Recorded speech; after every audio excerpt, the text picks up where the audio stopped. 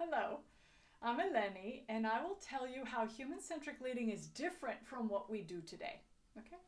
Now, I'll start when we're children. We're born pure, whole, and complete, happy, open, imaginative, trusting, risk takers. We fall, we get up. We fall, we get up.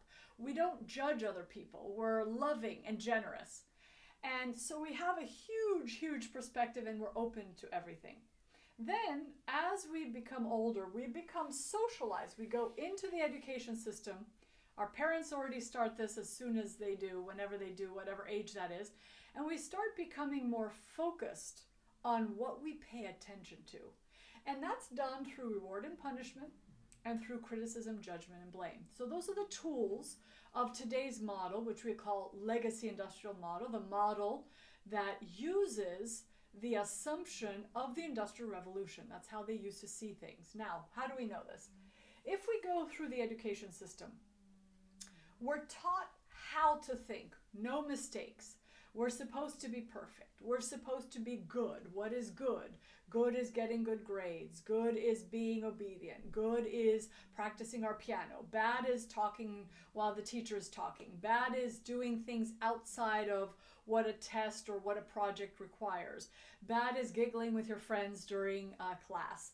And we're punished for those things. We're either rewarded and punished. So over time, we start to internalize all these things. So they move from the conscious mind to the subconscious mind through repetition over years and sometimes decades.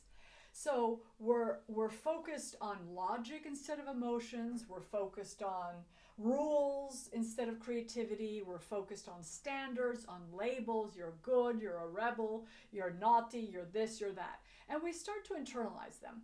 And then we grow up and we become adults who have specific thoughts and have specific feelings and therefore behavior that is a result of this context, the socialization process that is actually anchored into our subconscious mind through the education system. And if you think about it, the public education system was designed for the Industrial Revolution to bring workers into the business world, so to speak, to support production, right? So it's not, it was made and designed specifically to shift people from being illiterate to make them literate, be able to think and help the Industrial Revolution.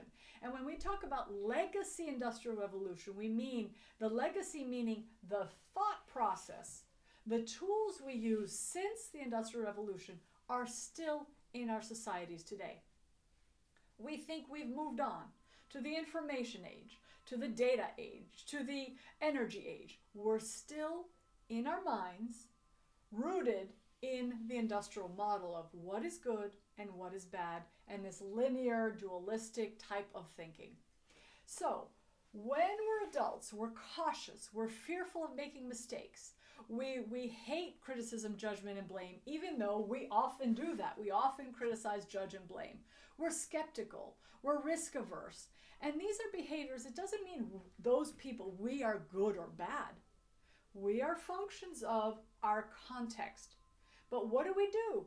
We focus on the person. We say, you are not flexible enough. You are not creative enough. You are not a good initiator. You are not working hard. You are lazy. Like we focus everything on the individual as if the individual is to blame, so to speak, for how he or she behaves when it's been socialized in the education system or by the education system. So it's not that we say nobody has responsibility or accountability for their behavior. We're not saying that. We're saying we can understand now how the context affected us when we started here and we end up here. So basically, if we, instead of CJB, criticize, judge, and blame the individual, we can question the context. So look at it this way. What we do today, we take kids, we put ourselves through a system, we come out one way or another, more guarded, more perfectionist than others, at least certainly than as we were when we were kids, and our entire attention is focused on prove yourself. Prove you're good, prove you're smart, prove you're adaptable, prove you're resilient, prove you're engaging, prove you're likable. We have to prove everything because it's assumed we have no inherent value. We cut out our emotions. We're only as good as what we achieve, so we have to, in this system, prove ourselves. Otherwise, we are worthless. We have nothing to show for ourselves, right? That's a common metaphor in the US, at least. So most of our attention then is defend ourselves, convince others. Think of the last 10 meetings you've had. And how much of the time was one person or one group of people trying to defend their positions, defend their data, defend their ideas, and defend what happened, and convince someone else somebody's right, the other is wrong. Okay? And so what human-centric leading does is say, okay, stop, let's try this again. We may not be able to change this in the moment, but we can say shift from prove yourself, defend and convince, to share.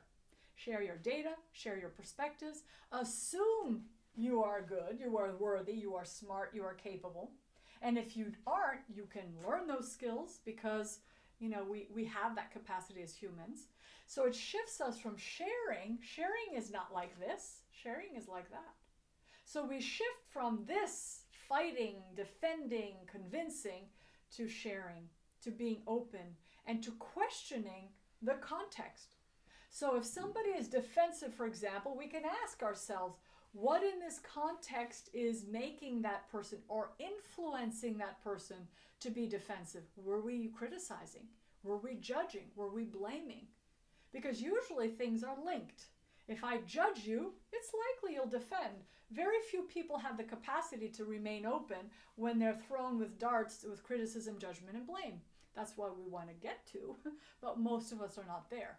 And so what human-centric leading does, it shifts our focus from all of this industrial model thinking to much more open thinking of thoughts and emotions. So logic and emotions are acceptable.